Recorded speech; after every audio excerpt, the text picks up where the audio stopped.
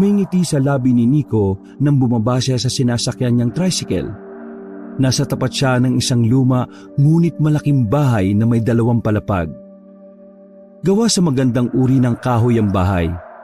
Samot-saring alaala ang bumabalik sa isipan ni Nico. Habang pinagmamasdaan ang naturang bahay, nakabukas ang gate na gawa sa kawayan kaya malayang nakapasok si Nico sa malawak ng bakuran. Umikot siya sa gilid at doon ay nakita niya ang kanyang lolo Paeng na abala sa pagbubungkal ng lupa sa paligid ng mga nakatanim na rosas. Tatay ng kanyang ina si Lolo Paeng. Lolo Paeng! Abay, sino ka bang bata ka? Kilala ba kita? Lolo, ako po ito si Nico, ang paborito niyong apo na gwapo.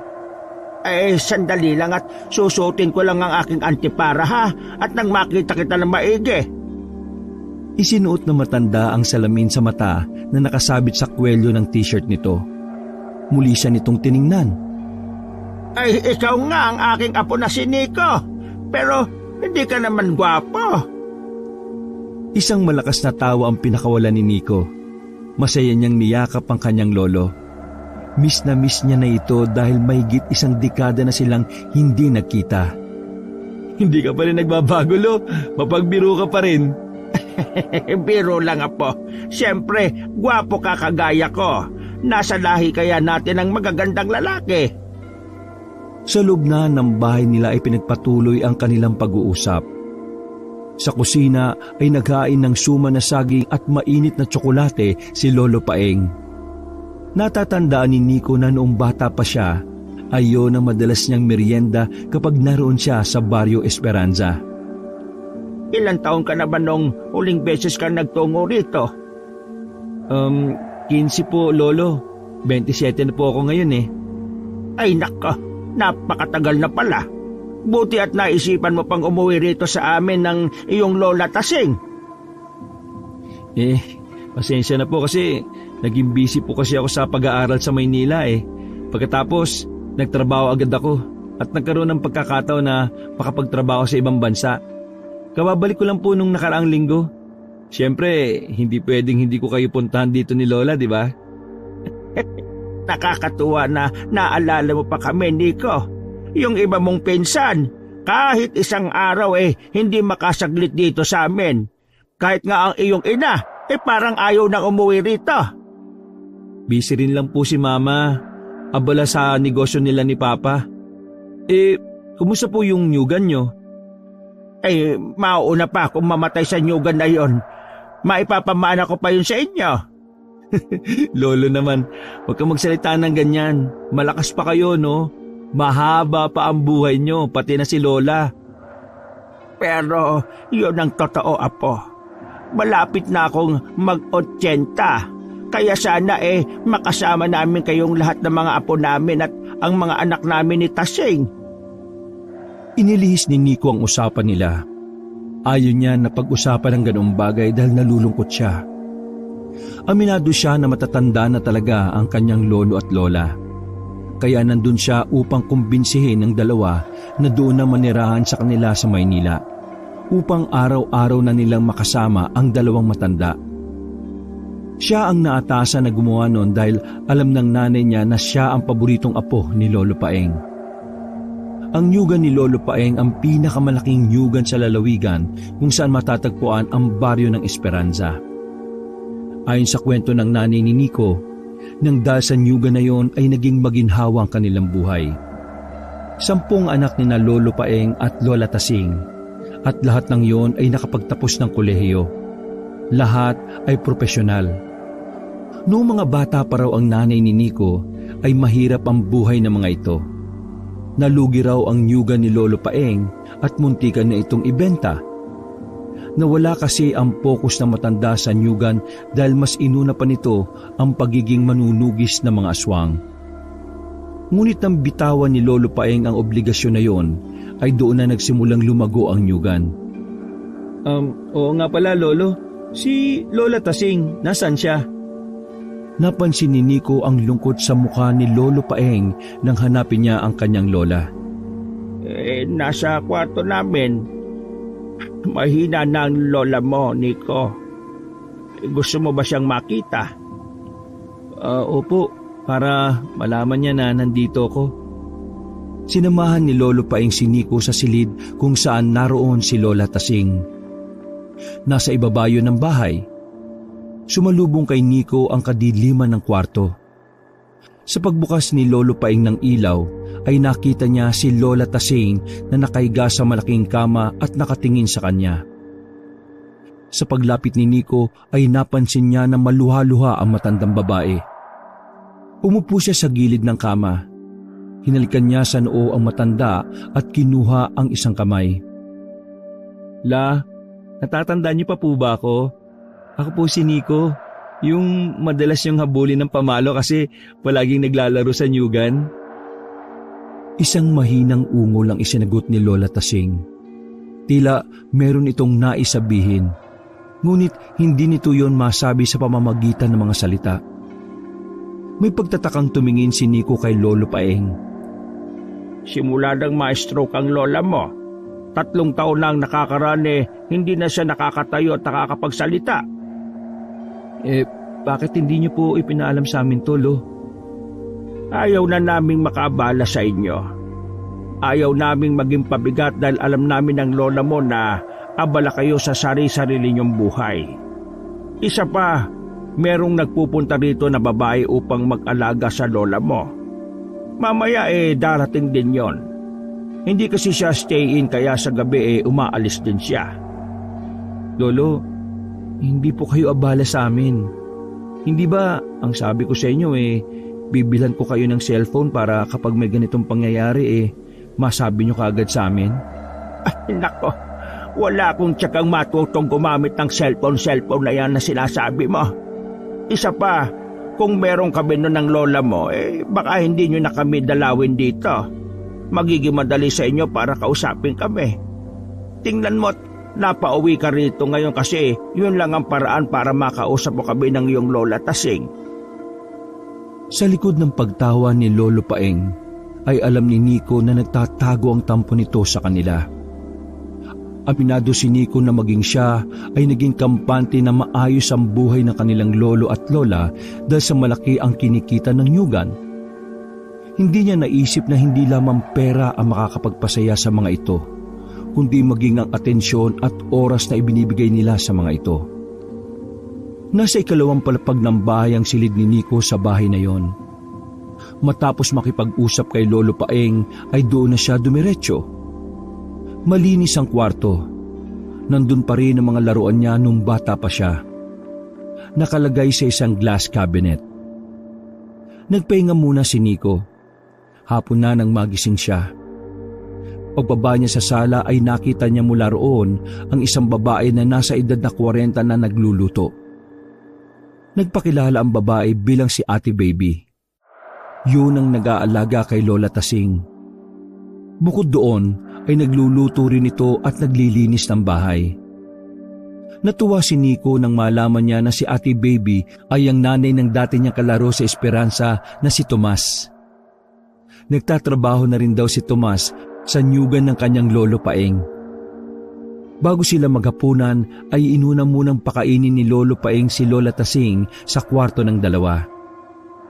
Habang pinapanood ni Nico si Lolo Paeng na sinusubuan ng lola niya ay naluha siya. Awang-awa siya sa dalawang matanda. Labis ang konsensyang nararamdaman niya ng sandaling yon. Matapos kumain at uminom ng gamot ni Lola Tasing, ay sila naman ni Lolo Paeng ang kumain sa kusina. Lo, kumusta na pala dito sa Esperanza? Marami pa rin bang aswang? Kakambal na ng lugar na ito ang kwento ng mga aswang, apo.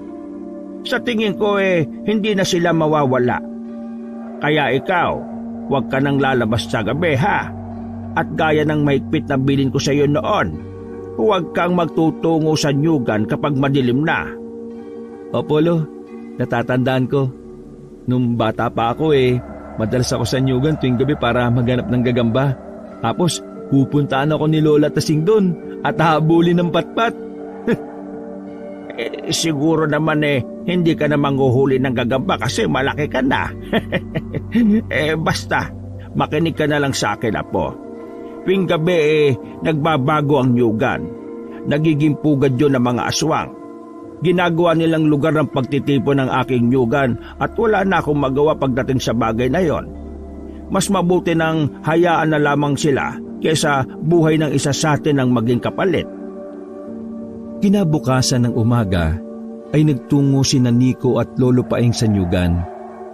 Natuwa si Nico sapagkat buhay na buhay pa rin ang negosyo na yon ng kanyang lolo. Grabe lo, sobrang sipag ng mga trabahador mo rito. Ay, tama ka. Nakikisama ako sa kanila na maayos Naniniwala ako na kapag mabait ka sa mga taong sinusweldohan mo, ganun din ang ibabalik nila sa iyo. Hindi mababayaran ng pera ang katapatan nila sa akin. Naalala ko tuloy yung kwento niyo sa akin dati. Alin doon? Marami akong naikukwento sa iyo Yung pagiging manunugis niyo ng aswang, hindi ba kayo ang pinakamahusay na manunugis ng mga aswang nung panahon niyo?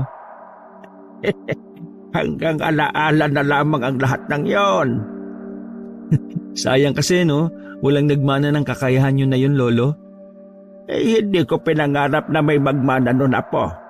Isang malaking responsibilidad ang pagiging manunugis.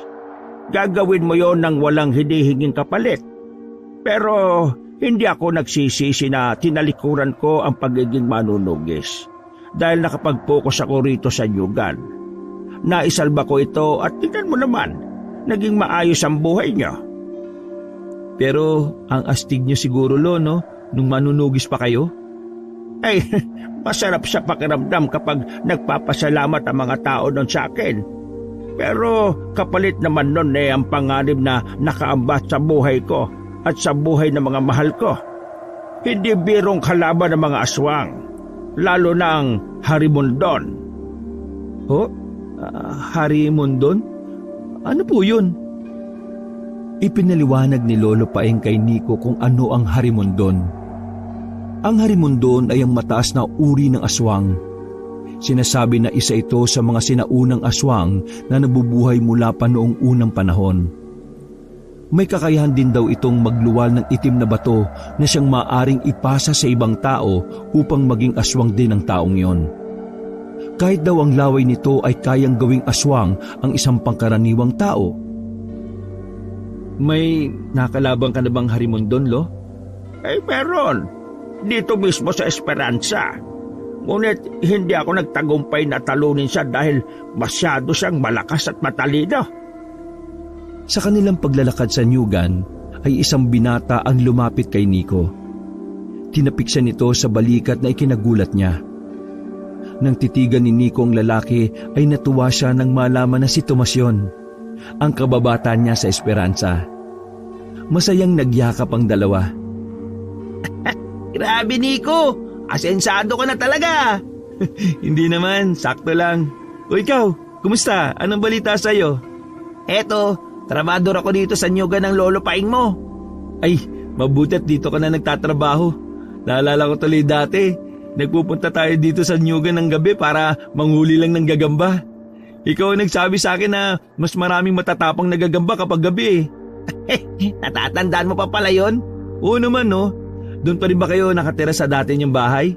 Oo, hindi naman kami naalis dun O sige, pupunta ako sa inyo mamayang gabi para makapagkwentuhan tayo. Ay, walang problema, pre. Magdala ka na rin ng alak para mas masarap ang kwentuhan natin. Kinagabihan, nagtungo si Nico sa bahay ni Tomas. Nagdala siya ng isang bote ng imported na alak. Pasalubong niya yon sa Lolo Paeng niya pero ayon dito ay matagal na itong huminto sa pag-inom ng alak. Kesa maimbak lang ang alak ay naisipan niyang inumin na lang nila yon ni Tomas. Malaki ang naging pagbabago sa bahay ni Tomas. Dati ay kubo yon. Nang panahon na yon ay gawa na yon sa hollow blocks at kahit papaano ay lumaki na. Ayon kay Tomas, tinulungan sila ni Lolo Paeng upang mapagawa ang bahay ng mga ito. Nagiba ng isang malakas na bagyo noon ang bahay ni Tomas at agad na tumulong ang lolo ni Nico. Alam mo bang mahal na mga taga dito sa Esperanza ang lolo at lola mo? Napakamatulungin nila sa nangangailangan eh. Kung kaya pa nga tumakbo ni Lolo Peng sa pagka-mayor, nako, sure ako mananalo yun, landslide. Nako, wala sa dugo namin ng politika. At saka, hindi na ako nagtataka kasi alam kong matulungin talaga si Lolo eh. Labis na natuwa si Nico sa magandang bagay na narinig niya mula kay Tomas tungkol sa kanyang lolo. Para sa kanya, masarap sa pakiramdam na marami ang nagmamahal sa lolo at lola niya sa lugar na yon. Sa harap ng bahay ni na Tomas pumwesto si Nico para mag-inom at magkwentuhan. Naghain ng inihong na bangus ang nanay ni Tomas bilang pulutan nilang dalawa. Mukhang mamahalin pala yung dala mong alak, pre. Baka masira tiyan ko dyan. Sanay lang ako sa tuba eh. Maganda na kahit minsan eh, nakakatikim din tayo ng ganitong alak, pre. Ay, oo nga pala, may asawa ka na ba? Wala pa. At wala pa sa isip ko yan. Gusto ko munang makatulong sa pamilya ko, no? Parehas pala tayo. Marami pa akong gustong gawin sa buhay na sa tingin ko, hindi ko magagawa kapag nag-asawa na ako. Nung una, puro mga memory nila nung mga bata pa sila ang naging usapan nila. Tawa sila ng tawa nang balikan nila ang mga kalokohan nila dati. Hanggang sa dumako sa Esperanza ang kwentuhan ng magkaibigan.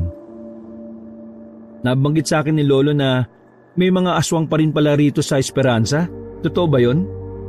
Oo, pre, totoo. Kaya mga tao rito, matagal nang nabubuhay sa takot. Halos kada taon, may nawawalang tao eh. Siyempre, ang hinala nila, aswang ang may gawa.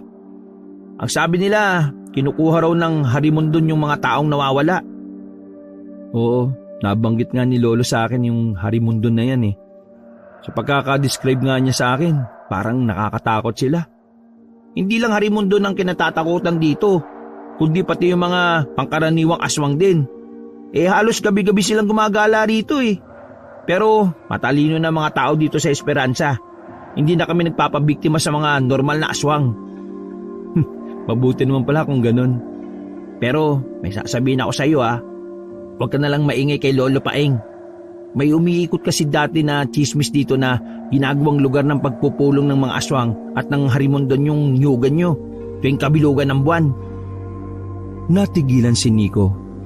Doon niya nakumpirma na totoo ang sinasabi ni Lolo Paeng. Ganun pa man, nagpanggap na lang siya na hindi niya alam ang bagay na yon. Sayang nga eh. Siguro kung hindi huminto si Lolo Paeng sa pagiging manunugis noon, eh malamang naubos na niya yung mga aswang dito sa Esperanza. Ang sabi kasi ng lola ko, magaling na manunugis noon ng lolo mo eh. Oo, nabanggit nga rin ni Lolo sa akin yan. Ang sabi niya, huminto siya upang matutukan ng maayos ang nyugan. Naghihirap na kasi sila noon eh, at wala naman daw siyang kinikita sa pagiging manunugis. Sa bagay, naiintindihan ko naman ng lolo mo kung gano'n ang rason niya.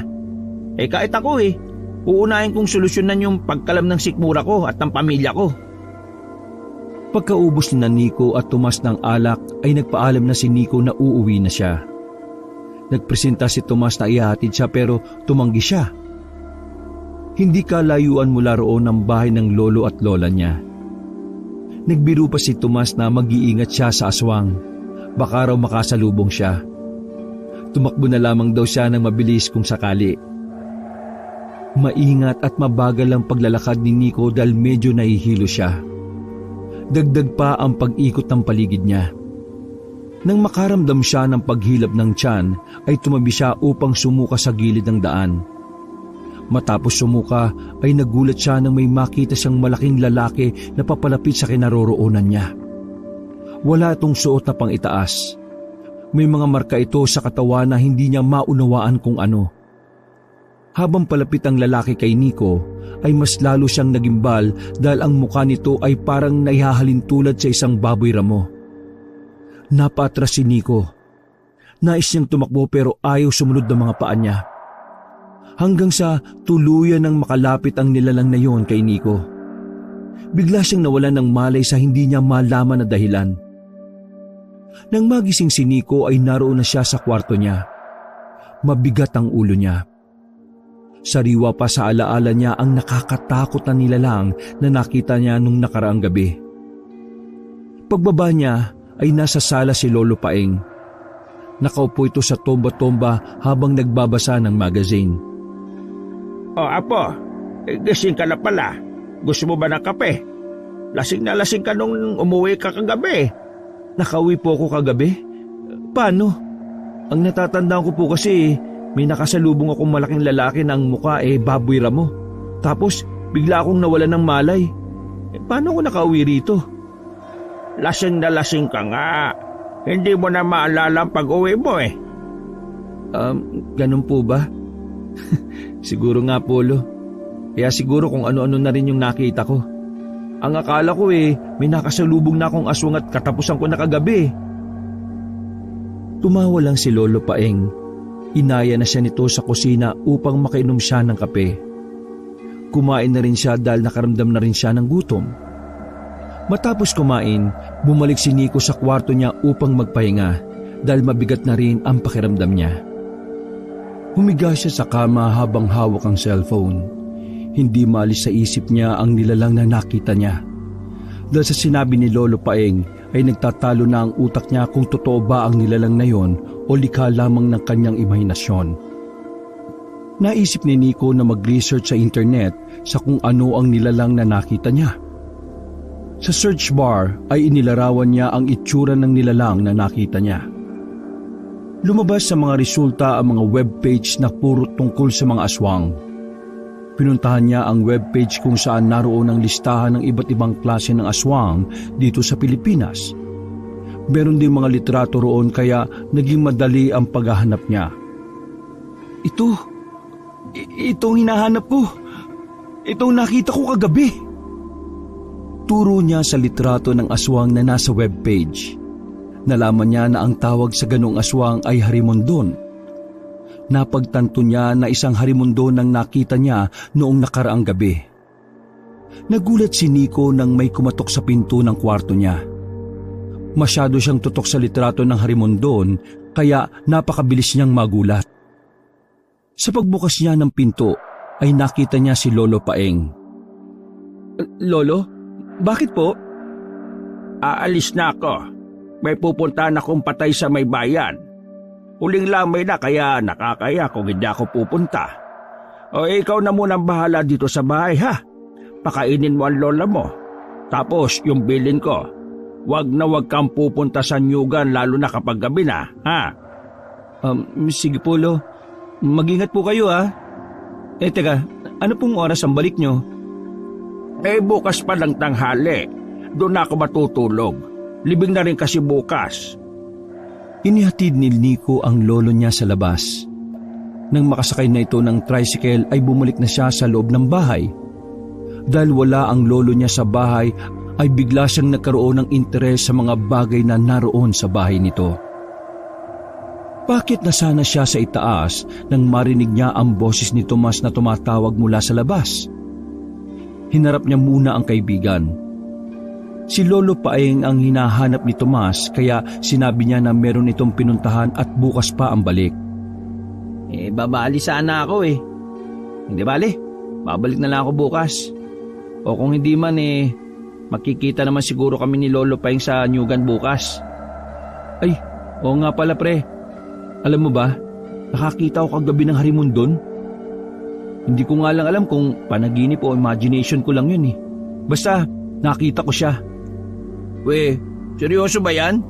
Sa tagal ko na rito hindi ko pa nakikita yung harimondon na yan Totoo ba na kaya niyang mag-anyong baboy ramo? Hindi ko siya nakita sa ganong anyo. Pero yung mukha niya, parang sa baboy ramo nga.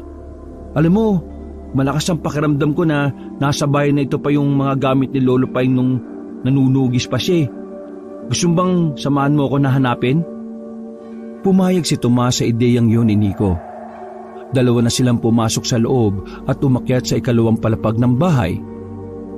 Pinasok nila ang kwarto na nagsisilbing storage room.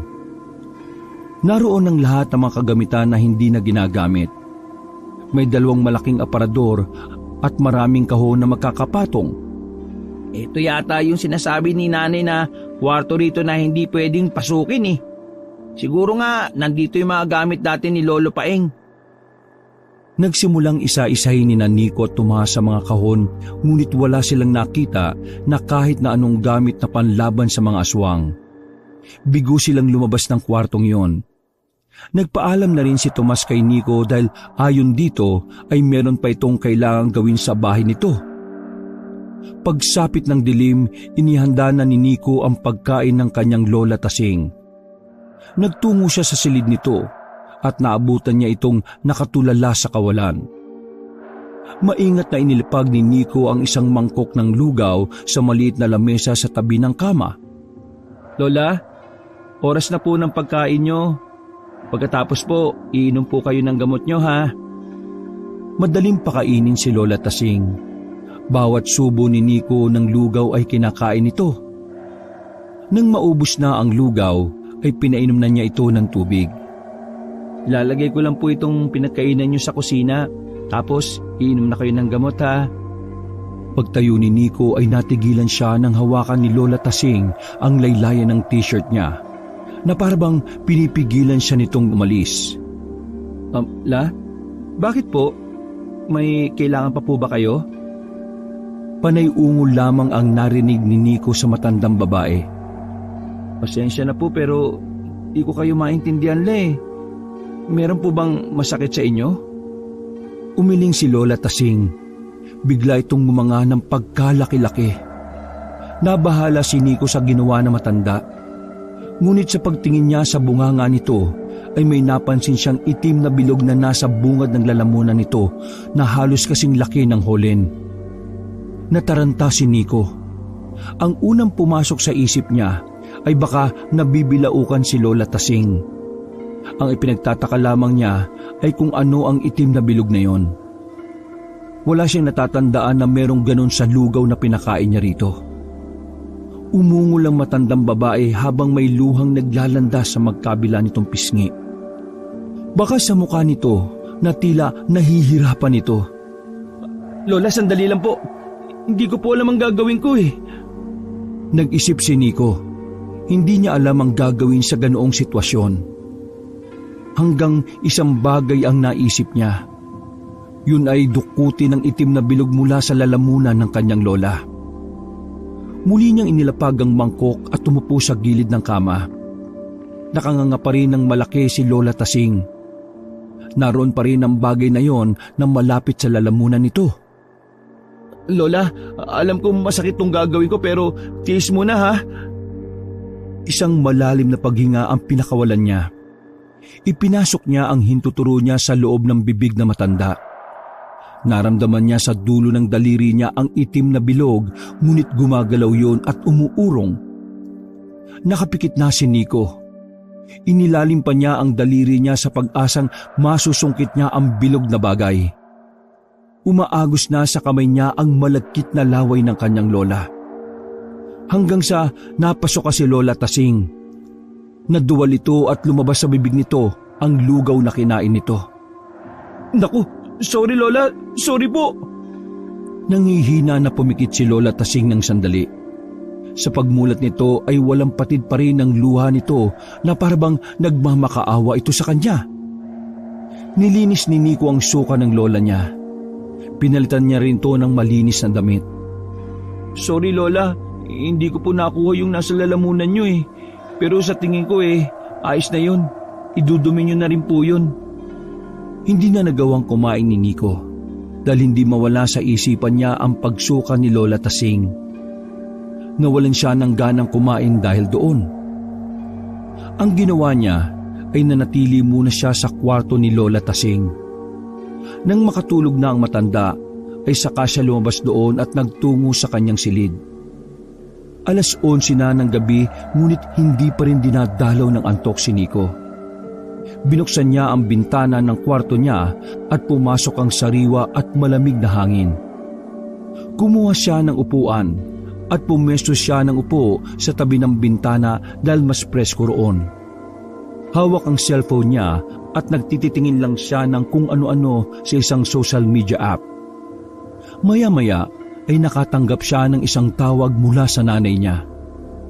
Agad niya itong sinagot dahil simula nang dumating siya sa Esperanza ay hindi pa rin sila nagkakausap. Kinumusta muna siya ng nanay niya. Kasunod ay tinanong na siya nito kung nakausap na ba niya ang lolo at lola niya tungkol sa totoong dahilan kung bakit nandun si Nico. Hindi pa po mama eh. Kumukuha pa ako ng tamang tiyempo. Iniisip ko rin po, paano ang nyugan ni lolo kung diyan na sila titira sa atin? Ang sabi ng nanay ni Nico ay maari daw na ibenta na lamang ang nyugan o kaya ay ipamanage sa ibang tao na mapagkakatiwalaan. Sa tingin ko po, hindi papayag si lolo sa dalawang option na sinabi niyo eh. Mahal na mahal ni lolo pa ang nyugan. Mama, ano kaya kung tayo na lang ang mag-adjust? Tayo na lang ang tumira dito sa Esperanza kasama sina lolo at lola. Hindi pumayag ang nanay ni Nico sa sinabi niya. Ayon dito, nasa syudad ang buhay nila at ang kanilang negosyo. Mahihirapan daw sila kung sa probinsya sila maninirahan. Iginiit ng nanay niya na dapat ay makumbinsi niya ang lolo at lola niya na doon na manirahan sa syudad. Sige po, gagawin ko na lang po yung makakaya ko. Pero hindi ako mangangako na makukumbinsi ko sila ha. Ma, isa pa, alam niyo ba na na-stroke pala si lola? Nakahiga na lang siya ngayon at hindi na nakakapagsalita. Inamin ng nanay niya na niwala itong alam sa bagay na yon. Naramdaman niya ang pag-aalala sa boses ng kanyang ina. Nangako ito na sa sandaling maging maluwag ang schedule nito ay dadalawin nito ang lolo at lola ni Nico. Nang matapos na sa pakikipag-usap si Nico sa nanay niya, ay nanatili siya sa tabi ng bintana. Tumingin siya sa malayo at humiga ng malalim. Nag-isip siya ng magandang paraan kung paano niya makukumbinsi si Lolo Paeng na sumama na ito at si Lola Tasing kapag bumalik na siya sa syudad. Ngunit duda siya na magagawa niya yon, lalo na't ramdam niya ang labis na pagmamahal ni Lolo Paeng sa Esperanza at sa nyugan nito. Habang nag-iisip si Nico, ay may nakita siyang taong naglalakad palabas ng gate. Nakasuot yun ng puting damit na mahaba. Nanlaki ang mga mata niya nang malaman niyang si Lola Tasing yun. Hindi siya kaagad nakagalaw dahil siniguro muna niya kung ang lola ba niya ang talagang nakita niya.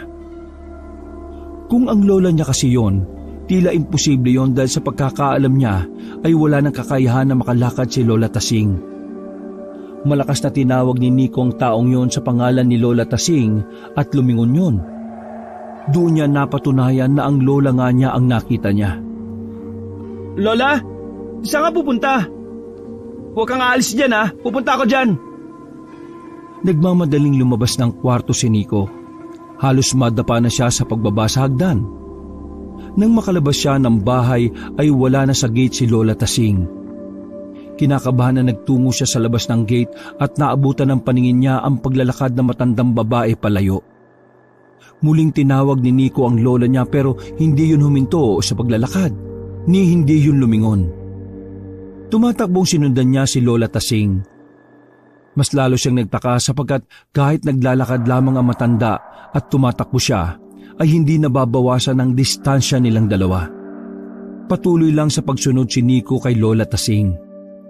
Hanggang sa pumasok ang matandang babae sa nyugan ni Lolo Paeng. Napahinto si Nico nang nasa entrance na siya ng nyugan. Nilamon na ng kadiliman ng lola niya. Nang tumingala siya sa kalangitan, ay doon niya napansin na bilog ang buwan. Naalala niya na kapag bilog ang buwan ay nagkakaroon ng pagtitipo ng mga aswang sa nyugan ng lolo niya. Kung totoo yun, ibig sabihin ay nanganganib ang kanyang lola. Inilabas niya ang dalang cellphone. Gamit ang flashlight ng aparato ay tinanglawan niya ang daan papasok sa nyugan. Lola! Lola, nasaan ka? Magpakita ka sa akin, La! Kailangan na natin bumalik sa bahay! Walang sumagot kay Nico, kundi ang huni ng mga kuliglig sa paligid. Malakas ang kabog ng dibdib niya. Nilakasan niya ang loob niya dahil hindi niya maaaring pabayaan at iwanan roon si Lola Tasing.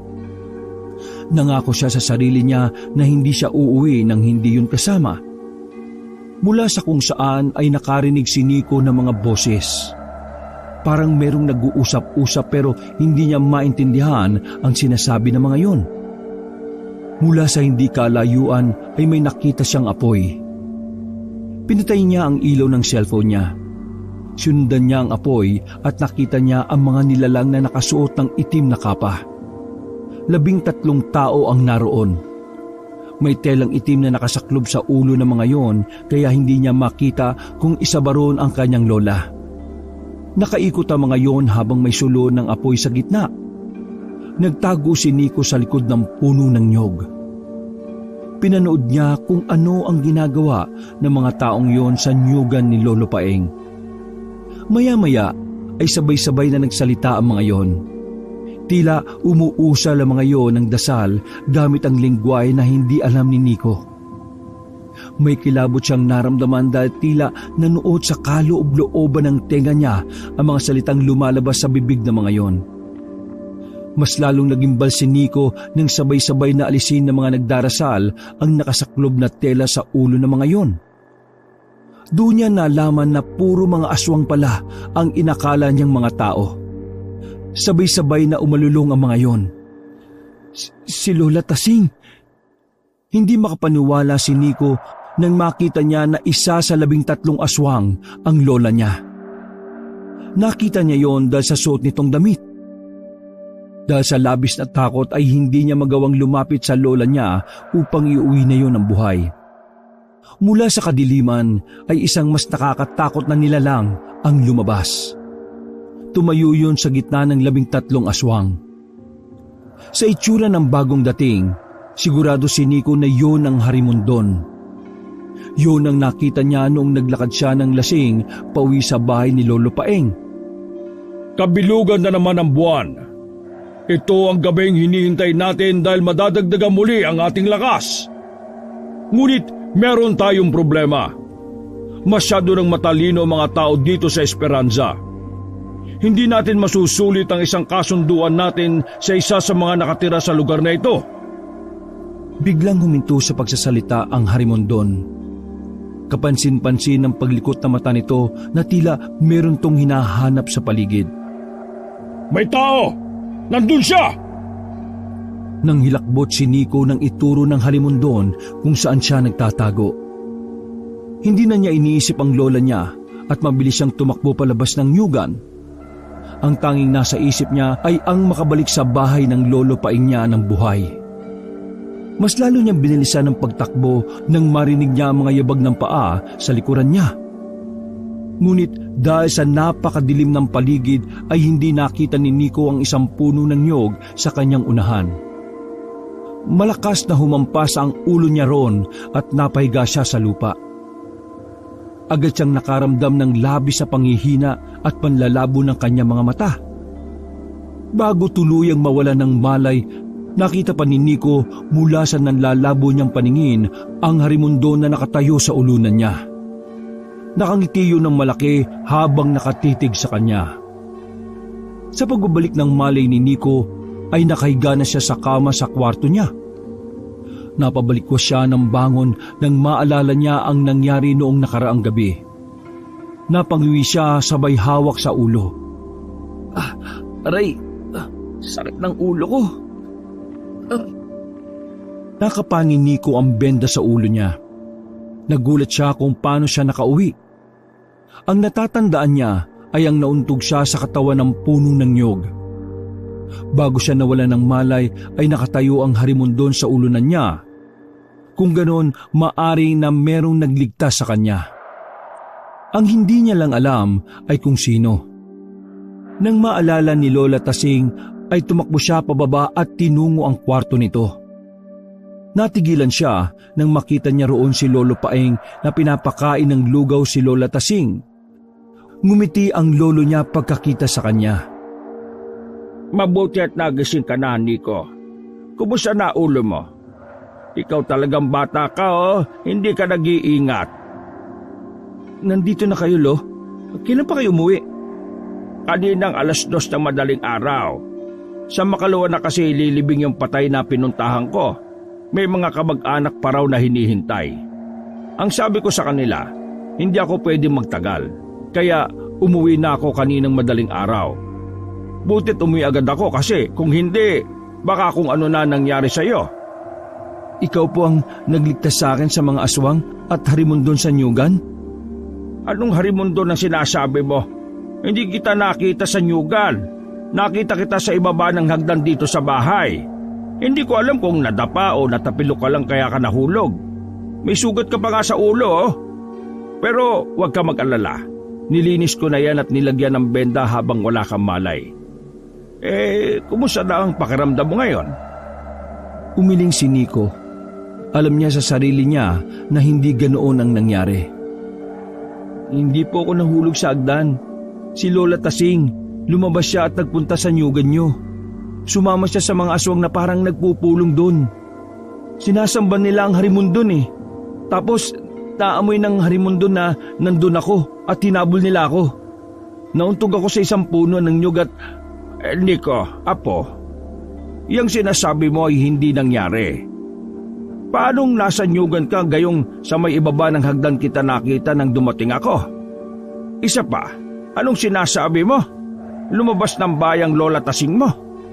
Imposible sinasabi mo. Hindi na nakakapaglakad ang lola mo. Nico, kahit ang makalabas sa kwartong ito ay hindi niya kaya. Kahit ako, nagtaka nang makita ko na nakakalakad si Lola Tasing lolo eh. Alam ko na mahirap paniwalaan, pero sigurado ako sa nakita ko. Hindi po ako nananaginip o nag-i-imagine. Naglakad talaga si Lola at nagpunta sa Nyugan. Isa siya sa sinasamba ng mga harimondon. Isang aswang si Lola. Biglang nag-iba ang ekspresyon ng mukha ni Lolo Paeng. Nawala ang ngiti nito at napalitan niyo ng pagkaseryoso. Hindi ko gusto sinasabi mo na aswang ang asawa ko, Nico. Kung ipipilit mo ang bagay na yan, mas mabuti pang bumalik ka na sa syudad. Tahimik lang ang buhay namin dito ni Tasing. Hindi na namin kailangan ng presensya ng kahit na sino sa inyo. Kung dalawin niyo kami rito, salamat. Kung hindi, salamat din. Pero Lolo, saka na tayo mag-usap kapag malinaw na ang isipan mo. Mukhang may masamang epekto pagkakabagok ng ulo mo nang mahulog ka sa hagdan. Naisip pa sana ni Nico na ipilit sa lolo niya na totoo ang mga sinasabi niya, ngunit alam niya na sa sandaling yon na tuluyang magagalit si Lolo Paeng kapag ginawa niya yon. Humingi siya ng pasensya rito. Bago siya lumabas ng kwartong yon ay tinapunan niya ng mabilis na sulyap si Lola Tasing. Nakita niya sa mga mata nito ang pagmamakaawa na hindi niya matukoy kung para saan. Lumabas muna si Nico para magpahangin at makapag-isip ng maayos. Naglalakad-lakad siya habang pilit na inaalala ang mga nangyari noong nakaraang gabi. Kung iisipin na panaginip ang mga naganap, hindi niya alam kung paano yun nangyari. Unang-una, gising siya nang makita niya si Lola Tasing sa labas ng bahay. Isa pa sa hindi niya maintindihan ay kung bakit palaging pinipilit ni Lolo Paeng na panaginip lamang ang lahat sa tuwing sinasabi niya na nakita niya ang harimondon. Gayong ito ang naging daan upang maging aware siya sa nilalang na yon. Dinala si Nico ng mga paan niya sa Nyugan. Abala mga trabahador doon sa kani-kanilang ginagawa. Hanggang sa makita siya ni Tomas. Huminto ito sa pagtatrabaho at may pag-aalalang lumapit sa kanya. Anong nangyari sa'yo? Bakit meron kang benda sa ulo, pre? Ewan ko, Tomas. Kahit ako, hindi ako sigurado kung bakit ako may ganito eh. Lumayo ang dalawa upang makapag-usap ng sila lamang. Dahil sa walang ibang mapagsabihan, nagtiwala si Nico na ikwento kay Tomas ang lahat.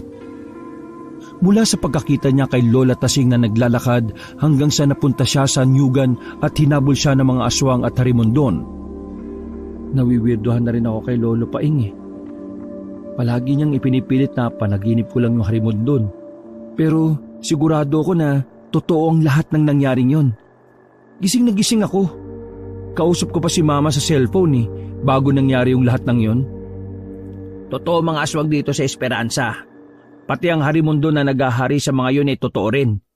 Hindi yung pwedeng itanggi ni Lolo Paeng. Hindi naman niya yun tinatanggi.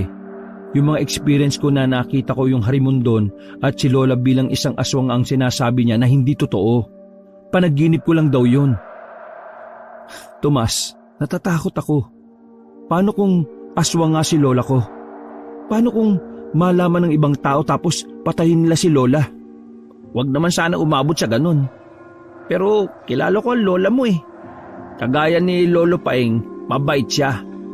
Kahit noong bago pa siya ma-stroke nakaranas kaming lahat ng kabaitan niya rito sa Nyugan.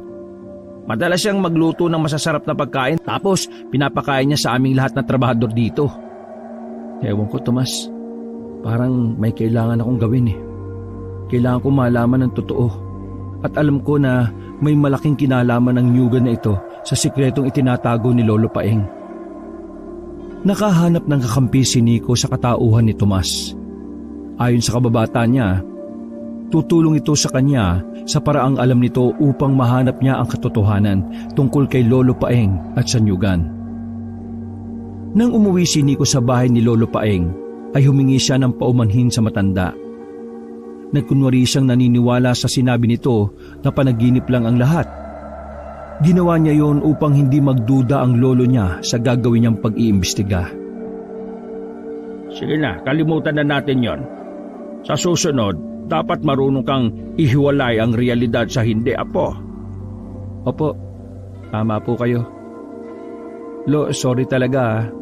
Lalo na nung sinabi ko na baka aswang si Lola Tasing. Apo niya ako. Dapat alam ko na hindi siya ganon. Natutuwa ko't napagtanto mo na ang lahat. O paano? Pupunta na ako ngayon sa Nyugan. Araw ng sahod kaya baka matagalan ako ron. Ikaw na munang bahala rito sa bahay, ha? Nagpapahinga ang lola mo kaya wag mo na siyang istorbohin. Sige po, Lo. Mag-ingat po kayo. Bumalik sa kwarto nito si Lolo Paeng. Paglabas nito ay may dala itong isang notebook na sa tingin niya ay listahan ng mga taong sasahod sa Nyugan para sa araw na yon. Naghintay ng ilang minuto si Nico simula nang umalis si Lolo Paeng bago siya kumilos. Pinuntahan niya ang lola niya sa kwarto nito. Agad itong umungol nang makita siya. Tila may nais itong sabihin pero dahil sa wala na itong kakayahang magsalita ay hindi maintindihan ni Nico kung para saan ang pag-ungol na matanda. Lumapit siya kay Lola Tasing. Mahigpit niyang hinawakan ng isa nitong kamay. Lola, kailangan niyo magsalita sa akin ng totoo. Alam ko, nararamdaman ko na humihingi kayo ng tulong sa akin. Kapag oo ang sagot niyo, kumurap kayo ng isa. Kapag hindi, 2 kurap. Naintindihan niyo po ba? Kumurap ng isang beses si Lola Tasing. Titig na titig ito sa mga mata niya habang nangingilid ang luha. Meron po bang itinatagong sikreto si Lolo Paeng sa akin? Isang kurap ang isinagot ni Lola Tasing. Narinig niyo naman po yung mga sinabi ko kanina kay Lolo tungkol sa nangyari kagabi at kung bakit ako may sugat sa ulo. Ikaw po ba yung nakita ko sa Nyugan na aswang? Muli, isang mabagal na pagkurap ang nakuwang sagot ni Nico sa kanyang Lola Tasing. Ibig po bang sabihin, aswang ka, Lola? Isa ka sa sumasamba sa harimundon? Matagal bago sumagot si Lola Tasing, hanggang sa muli itong kumurap ng isang beses. Labis na pinanlamigan si Nico. Binalikan niya ang mga alaala niya kay Lola. Hindi niya makita roon na aswang ang kanyang lola. Ganun pa man, kinalma niya ang sarili dahil marami pa siyang nais malaman. Si Lolo, aswang din ba siya kagaya niyo? 2 pagkurap ang naging sagot ni Lola Tasing. Paanong ikaw aswang tapos si Lolo hindi? Paano yun nangyari, Lola? Nahihirapang pag-ungol ang narinig niya sa bibig ng matandang babae. O sige, Lola, huling tanong po. Kilala ba ni Lolo Paeng ang harimundon? Meron ba silang ugnayan sa pinuno ng mga aswang dito sa Esperanza? Isang kurap ang nakuwang sagot ni Nico. Doon na siya labis na kinilabutan. Kahit paano ay naintindihan na niya kung bakit sinasabi palagi ni Lolo Paeng na nananaginip lang siya sa tuwing nakikita niya ang harimundon. Ang kailangan na niyang alamin ay kung anong klaseng ugnayan meron si Lolo Paeng at ang Harimondon. Ang katanungan kasing yon ay hindi na kayang sagutin ng oo at hindi ng kanyang Lola Tasing. Kahit ang mga katanungang masasagot lamang ng oo at hindi ang naitanong ni Nico kay Lola Tasing, ay marami pa rin siyang nalaman. Nang bumalik si Lolo Paeng ay hindi siya nagpahalata na meron siyang natuklasan mula kay Lola Tasing. Umakto siya ng normal. Iniwasan niya magtanong at magsalita tungkol sa mga aswang at harimondon. Nais ni Nico na isipin ni Lolo Paeng na wala na roon ang atensyon niya. Bandang hapon ay nagtungo si Tomas sa bahay ni Lolo Paeng. Hinanap nito si Nico. Sa labas ng bahay nag-usap ang dalawa. Hindi nagdalawang isip si Nico na ipaalam kay Tomas ang mga natuklasan niya. Labis na nabigla ang kababata niya sa mga kanyang sinabi. Kung ganun, aswang talaga si Lola Tasing, tapos si Lolo Paeng hindi? Oo, ganun na nga. Kailangan kong alamin kung paano yun nangyari. Hindi ako pwedeng umalis dito sa Esperanza nang hindi nalalaman ang buong katotohanan. Sa tingin ko, maaari mong mahanap ang kasagutan sa notebook na palaging dala ni Lolo Paeng. Ha? Anong notebook? Yung listahan ng mga taong sumasahod sa nyugan niya. Bakit? Anong meron sa notebook na yon? Kanina, nang ako nang sasahod, ay may nahulog na kulay brown na papel mula sa notebook. Nakatupi, kaya hindi ko nakita kung anong nakalagay sa papel. Pupulutin ko sana pero sinigawan ako ni Lolo Paeng na wag ko yung hahawakan eh. Para bang ayaw niyang makita ko yung kung anong meron sa papel na yon. Kaya sa tingin ko, dapat mong hanapin yung papel na yon, Nico. Napansin ni Nico ang panlalaki ng mata ni Tomas. May ininguso ito sa likod niya. Tumingin siya at nakita niya na palapit si Lolo Paeng sa kanila. Ilang seryoso ng pinag-uusapan yung dalawa. Maaari ko bang malaman kung ano yung pinag-uusapan nyo?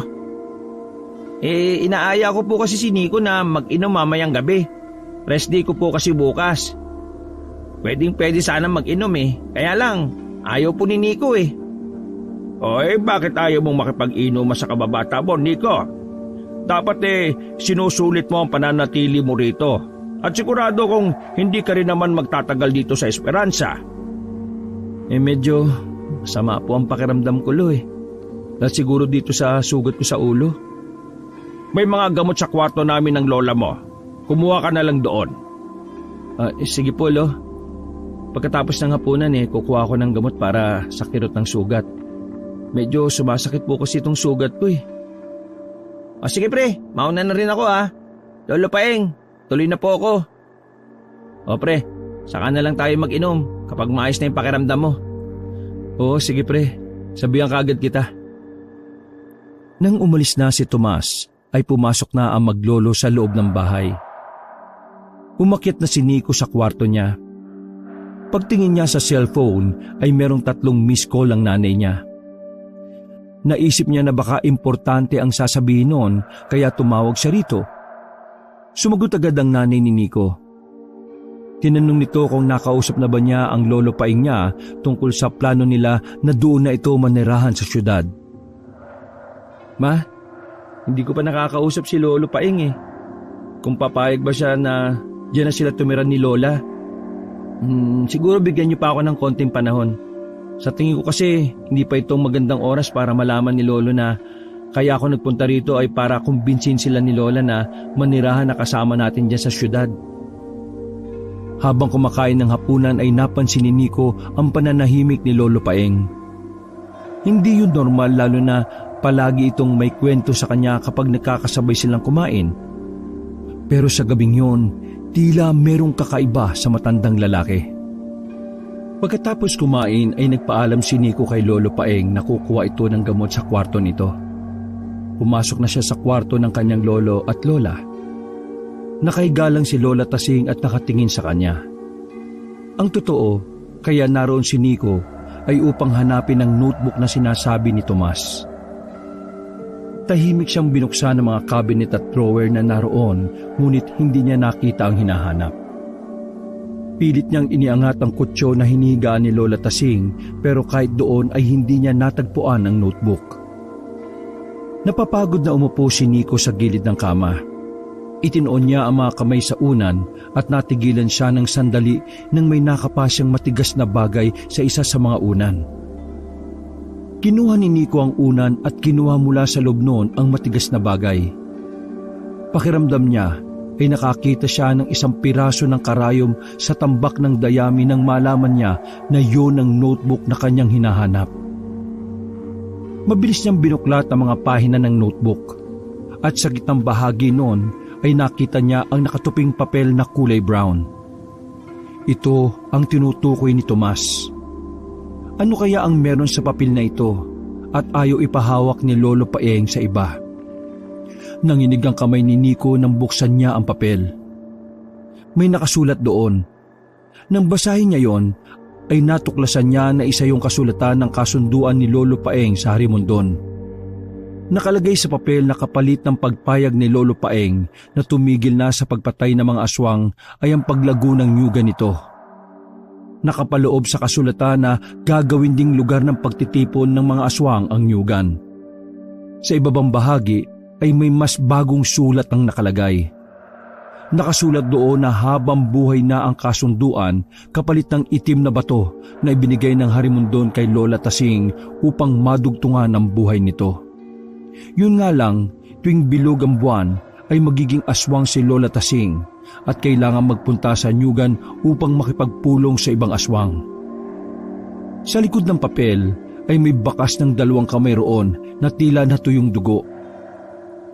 Ang hula ni Nico ay bakasyon ng kamay ni Lolo Paeng at ng Harimondon. Tanda yun ng pagtitibay ng kasunduan na yon. Natuod si Nico sa kanyang natuklasan. Doon na niya napagtanto ang lahat-lahat. Nagulat si Nico sa biglang pagbukas ng pinto ng kwarto. Pumasok si Lolo Paeng at nabigla ito nang makita siya na hawak ang papel na nakaipit sa notebook. Ha? Lolo Paeng? Bakit mo hawak yan, Nico? Akin na yan! Malalaki ang hakbang na lumapit si Lolo Paeng. Hinablot nito kay Nico ang papel. Tumayo si Nico at kinausap ang lolo niya. Anong ibig sabihin ng kasulatan na yan, Lolo? Nakipagkasundo ka sa Harimondon na dugtungan ang buhay ni Lola at maging successful ang nyugan nyo? Para lang huminto kayo sa pagiging manunugis? Ginawa ko yon para sa mga anak ko at sa mga magiging anak nila. Kung ano mang buhay ang meron ka ngayon dahil yun sa kasunduang ito. Pero kapalit doon ang walang tigil na pananalasa ng mga aswang dito sa Esperanza. Patalino na ang mga tao rito. Hindi na sila mabibiktima ng mga aswang. Natakot noon ang Harimondon sa kakayahan ko bilang isang manunugis kaya nakipagkasundo siya sa akin. Desperado ako makaahod sa kahirapan doon. Hindi ko na kayang makitang nagugutom ang mga anak ko at ang aking asawa. Ayokong mawala ang nyugan dahil yun lamang ang mayroon ako. Masisisi mo ba ako kung humantong ako sa ganoong desisyon? Pero Lo, habang buhay ang kasunduan nyo na yan. Si Lola, dapat ba ipatay na siya kung hindi siya napasahan ng pagiging aswang ng Harimondon? Hindi sumagot si Lolo Paeng sa tanong na yon ni Nico. Kaya alam niya na oo ang sagot nito. Hinayaan niyo maging aswang si Lola para makasama niyo siya ng matagal. Lo, dapat ay namamahinga na si Lola ngayon. Hindi ko kaya mawala si Tasing sa buhay ko. Hindi mo ako maintindihan. Palibhasa, nagkaroon na kayo ng sarili niyong buhay. Kinalimutan niyo na kami rito. Hindi po totoo yan. Ang akala mo ba'y hindi ko narinig ang pakikipag-usap mo sa nanay mo? Alam kong nandito ka para kumbinsin ako na sumama sa inyo sa syudad. Hindi ka nandito dahil namimiss mo kami. Dahil yun ang mas makakabuti sa inyo. Patanda na kayo ni Lola. Dapat ay kasama na namin kayo. Noon niyo pa sana yan sinabi. Naghihintay lang kami ni Tasing ng kamatayan dito sa Esperanza. Dito namin nais ilibing at hindi sa lugar na wala kaming magagandang alaala. Umalis ka na, Nico. Wala nang dahilan pa para manatili ka rito. Wala akong pakialam kung sabihin mo sa nanay mo ang natuklasan mo. Hindi kami aalis ni Tasing dito sa Esperanza! Nakiusap ng husto si Nico kay Lolo Paeng na umalis na sila sa Esperanza. Mas makabubuti kung tatakasan na lamang nito ang naging kasunduan nito sa Harimondon. Iginiit ni Nico na kahit mawala ang nyugan ay kaya na nilang mabuhay ng higit pa sa maginhawa. Ngunit naging matigas si Lolo Paeng. Ayaw talaga nitong umalis sa Esperanza. Wala nang nagawa pa si Nico kundi ang mag-impake ng paalisin siya ni Lolo Paeng. Kung hindi raw siya aalis, ay sila ni Lola Tasing ang aalis at hindi na magpapakita ang dalawa kahit na kailan. Mabigat man ang kalooban ni Nico, ay sinunod na lamang niya ang nais ni Lolo Paeng. Nang magpaalam siya sa matanda, ay hindi yun nagsalita. Hindi rin siya tiningnan. Habang naghihintay ng tricycle sa labas, ay isang ideya ang pumasok sa isip niya. Hindi siya pwedeng umalis ng Esperanza lalo na't nalaman niya ang pakikipagkasundo ni Lolo Paeng sa Harimondon. Naniniwala siya na meron yung iba pang kapalit. Nag-alala siya para sa lolo at lola niya. Hindi ko pwedeng pabayaan sina lolo at lola. Hindi pa ako pwedeng umalis dito sa Esperanza. Isang tricycle ang dumating na agad pinara ni Nico. Bago siya sumakay, ay sinulyapan niya sa huling pagkakataon ang malaking bahay sa likuran niya. Hindi umuwi ng syudad si Nico. Bagkus ay nanatili siya sa isang motel na nakita niya sa bayan. Ang una niyang naisip ay sa bahay ni Tomas pansamantalang manirahan. Ngunit napagtanto niya na kung doon siya titira ay malaki ang posibilidad na malaman niyo ni Lolo Paeng. Lalo na at nagtatrabaho rito ang nanay ni Tomas. Pagdating sa motel ay magdamag na pinag-isipan ni Nico ang mga dapat niyang gawin. Sa pagkakataon na yon, alam niya na si Tomas lang ang makakatulong sa kanya. Kinabukasan ng gabi, nagtungo si Nico sa bahay ni na Tomas. Tumambay siya sa labas hanggang sa makita niya si Tomas na nagtitinga sa may harapan ng pintuan. Kumuha siya ng maliit na bato at ibinato yun kay Tomas. Nagtatakang napalingon si Tomas sa paligid hanggang sa tinawag na niya ang pangalan nito. Nagmamadaling lumapit si Tomas kay Nico. Uy, anong trip mo? Nambabato ka? Hindi ako pwedeng makita ng ibang tao, pre. Pinalayas na ako ni Lolo Paeng sa bahay niya. Ano? Bakit? Ipinaalam ni Nico kay Tomas ang mga natuklasan niya nang malaman niya ang tungkol sa kasunduan ng lolo niya sa Harimondon. Ngayon alam ko na kung bakit tuminto si Lolo Paeng sa pagiging manunugis. Dahil pala sa kasunduan na yun. Kaya kailangan ko ang tulong mo, Tomas. Baka may kilala kang tao na pwedeng makatulong sa atin.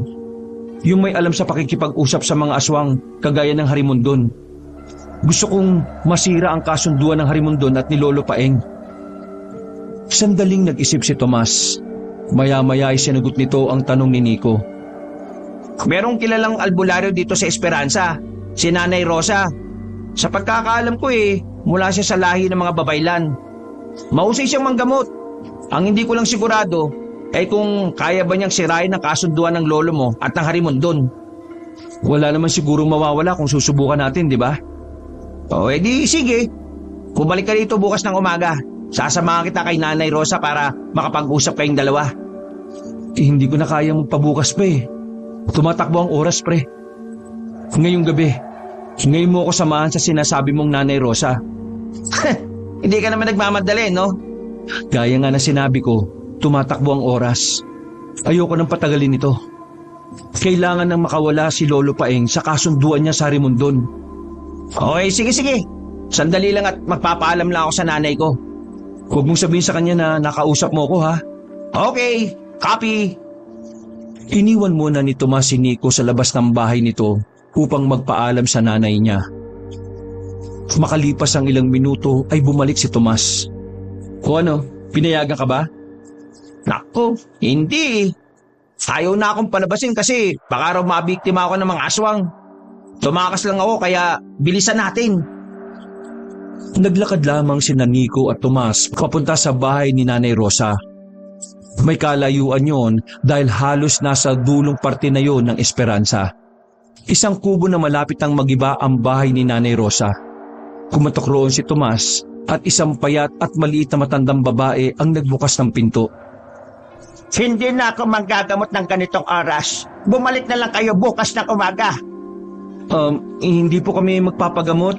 Iba po ang dahilan kung bakit kami nandito. Tungkol po sa kasunduan ng lolo ko at ng Harimondon. Sino ang lolo mo? Anong pangalan niya? Paeng po, si Lolo Paeng. Ang dating mahusay na manunugis ng Esperanza? Sa naging reaksyon ni Nanay Rosa, alam ni Nico na nakuha niya ang atensyon nito. Agad silang pinapasok na matandang albularyo sa kubo nito. Doon na ikinuwento ni Nico ang lahat-lahat. Kailangan niyang sabihin dito ang lahat ng nalalaman niya upang mas madali sila nitong matulungan. Ngayon lamang ako nakarinig ng nakipagkasundo sa isang Harimondon. Sa lahat ng tao, si Paeng pa. Kaya pala siya huminto sa pagpatay sa mga aswang upang isalba ang yugan niya at ang buhay ni Tasig. Ngunit ayokong hustahan ang lola mo. Marahil ay desperado na siya ng oras na yon. Ginamit ng Harimondon ang pagiging desperado ni Paeng. Kaya po nakikiusap ako sa inyo, Nanay Rosa. Tulungan mo kami. Gusto ko mapawalang bisa ang kasunduan na yon. Hindi ko alam ang tamang gagawin sa kanyang bagay. Tuso ang lahat ng kampo ng Diablo. Isa na roon ang Harimondon. Pero kayo mag-alala dahil tutulungan ko kayo sa abot ng aking makakaya. Alam niyo ba kung kailan nagpapakita ang Harimondon sa nyugan ni Paeng? Tuwing bilog po ang buwan, nagkakaroon ng pagtitipon ng mga aswang at ang Harimondon sa nyugan. Pero anong gagawin natin sa gabing yun, Nana Rosa? Makikipag-usap ako sa Harimondon. Susubukan kong alisin niya ang bisa ng kasunduan nila ni Paeng. Bumalik kayo rito sa kabilugan ng buwan. Kailangan niyo kong samahan sa nyugan. Pero hindi ko na po kaya maghintay sa pagbilog ng buwan. Gusto ko po sanang matapos na po ito sa lalo madaling panahon eh. Sandaling tumahimik si Nanay Rosa. Mata man itong nakatingin ng diretsyo sa mga mata ni Nico. Kaya maya-maya ay isang malalim na paghinga ang pinakawala ng matandang albularyo. Ay nako, sige. Susubukan kong tawagin ang Harimondon mamayang gabi sa nyugan. Iyon ang lugar ng kanilang kasunduan kaya mas madali nating matatawag ang demonyong yun doon. Bumalik kayo rito bukas ng gabi. Maraming salamat po, Nanay Rosa. Huwag ka munang magpasalamat. Saka mo na gawin yan kapag nagtagumpay na tayo. Tahimik lang si Nico habang naglalakad sila ni Tomas paalis sa bahay ni Nanay Rosa. Sigurado ka na ba sa gagawin natin bukas ng gabi, Nico? Oo, wala nang dahilan para umatras ako. Ginagawa ko ito para kay Lolo at Lola. Natatakot ako na may iba pang kapalit ng kasunduan na yun eh. Papaalala ko lang sa iyo, pre ha. Maaring mamatay ang lola mo kung masisira ang kasunduan. Isa sa mga hiniling ng lolo mo sa Harimondon ang madugtungan ang buhay ni Lola Tasing. Oo, alam ko yan, Tomas. Masakit man, pero sa tingin ko kailangan ng mamahinga ni Lola. Sa tuwing tumitingin siya sa akin, parang palagi siyang humihingi ng saklolo eh. Ngayon alam ko na kung bakit. Di pagdadasal ko na magtagumpay si Nanay Rosa. Sana nga, Tomas. Sana nga. Pagbalik ni Nico sa motel kung saan siya pansamantalang nananatili, ay nagdasal siya sa Diyos. Humingi siya sa Diyos ng gabay at proteksyon para sa kanilang lahat. Kahit hindi inaantok, ay pinilit niyang matulog. Alam niya na kailangan niya ng lakas para sa gagawin nila ni Nanay Rosa sa nyugan ni Lolo Paeng. Pagsikat ng araw, ay nagising na si Nico. Nag-almusal siya. Inihanda na niya ang sarili niya sa mangyayaring pagsapit ng gabi. Hanggang dumating na ang oras na hinihintay ni Nico. Nagtungo na siya sa bahay ni na Tomas. Magkasama silang nagpunta sa bahay ni Nanay Rosa. Ayon sa matanda, ay kailangan pa nilang maghintay ng ilang oras. Hating gabi nila gagawin ang ritual sa pagtawag sa Harimondon. Ilang minuto bago sumapit ang 12:00 ng hating gabi, ay nagtungo na sina Nico sa nyugan. Sa pinakagitna sila pumwesto. Magsisimula na tayo. Iayos nyo ang mga alay sa paligid. Tandaan nyo, ano man ang mangyari, Huwag niyong hahayaan na pagharian kayo ng takot. Maniwala lang kayo na kasama natin ang poong may kapal sa oras na ito. Nagsimula ng mag-alay sina Nico at Tomas ng mga prutas, bulaklak at insenso. Si Nanay Rosa naman ay nagsindi ng kandila at nagsimula ng dasal sa sinaunang wika. Nakapikit ang matanda habang nakaluhod sa harapan ng mga alay.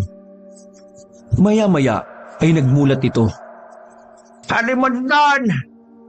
Sinasamo ko sa iyo na magpakit ka sa amin. Nais ka naming makausap. Tingnan mo ako! May kakaibang naramdaman si Nico sa paligid. Biglang naging mainit ang hangin. Kasunod noon ay ang pagtaas ng balahibo sa mga braso niya. Tomas, nararamdaman mo ba yon? Oo, biglang uminit. Saka pakiramdam ko, may mga matang nakatingin sa atin. Sa isang iglap, lumitaw ang mga aswang mula sa kadiliman. Ang mga mata ng mga yon ay kumikislap sa kadiliman. Sabay-sabay na sumugod ang mga aswang. Hindi handa si Nico sa bagay na yon, kaya wala silang nagawa kundi ang magyakap at magdasal. Ngunit mula sa kung saan ay dumating si Lolo Paeng. May dala itong buntot ng pagi at mahabang itak. May nakasabit na anting-anting sa leeg nito. Sa kabila ng edad ni Lolo Paeng ay nagawa pa nitong makipaglaban sa mga aswang. Mabilis ang paggalaw nito. Bawat tampas nito ng buntot ng pagi at pag-atake gamit ang itak ay may isang aswang na tumutumbang duguan. Sandaling huminto si Lolo Paeng. Nakatayo ito sa harap ni Nico upang protektahan sila mula sa natitirang aswang.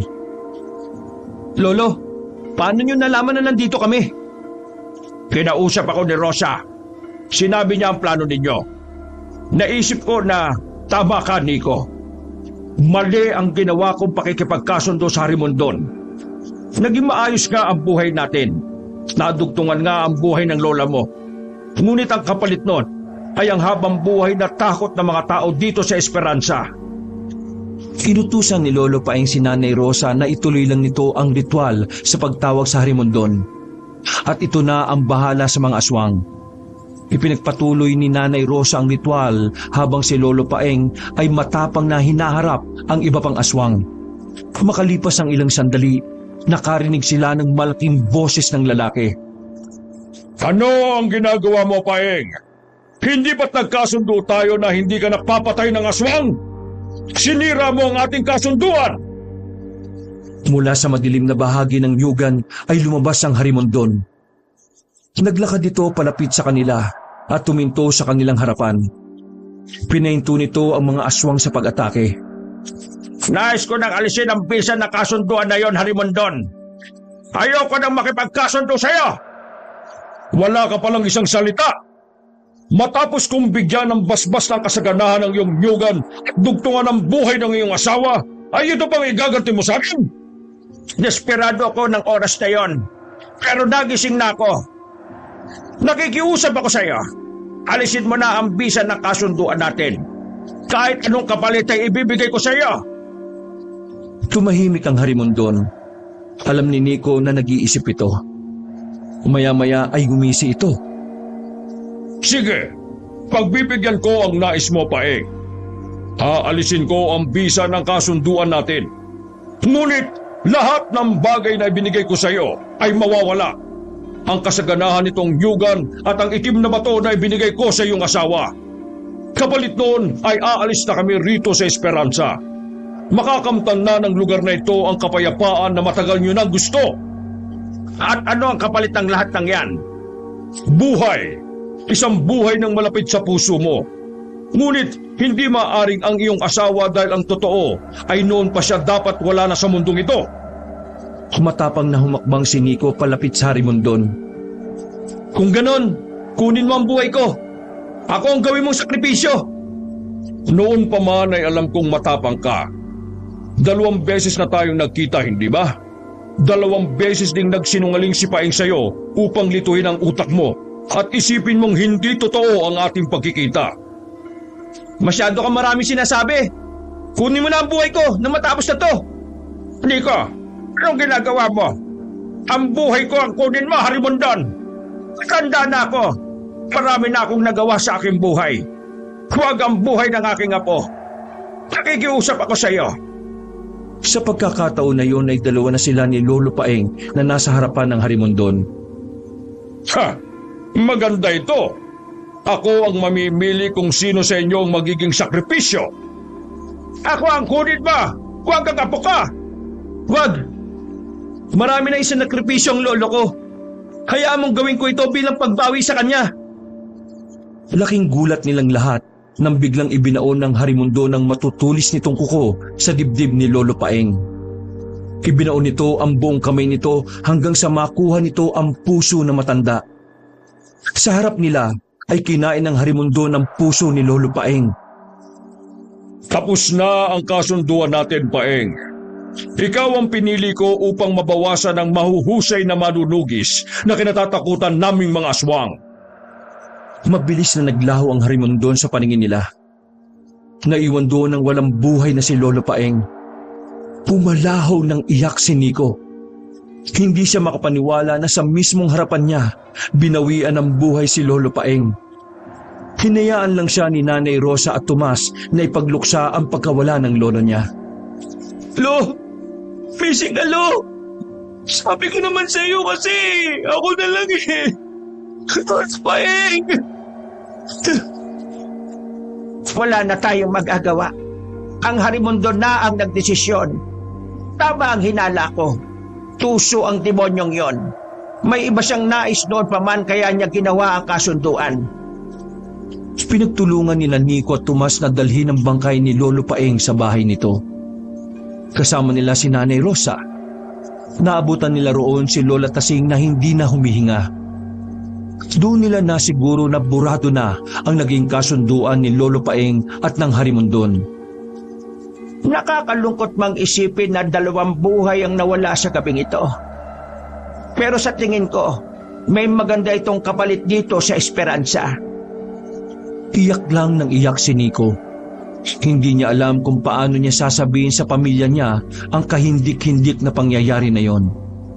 Labis ang kalungkutan at pagsisisi ni Nico sa sabay na pagkawala ni na Lolo Paeng at Lola Tasing. Dapat pala ay naglaan siya ng mahabang oras upang makasama ang dalawa noong buhay pa ito. Masyado siyang nag-focus sa sarili niya at kinalimutan niyang tumatanda na ang lolo at lola niya. Sa kabila ng lahat, nakamit na ng esperansa ang kapayapaan na matagal nang ninanais nito. Mabilis na nalugi ang nyuga ni Lolo Paeng hanggang sa tuluyan na yung napabayaan. Ibinenta na lamang yun ni Nico ngunit hindi ang bahay.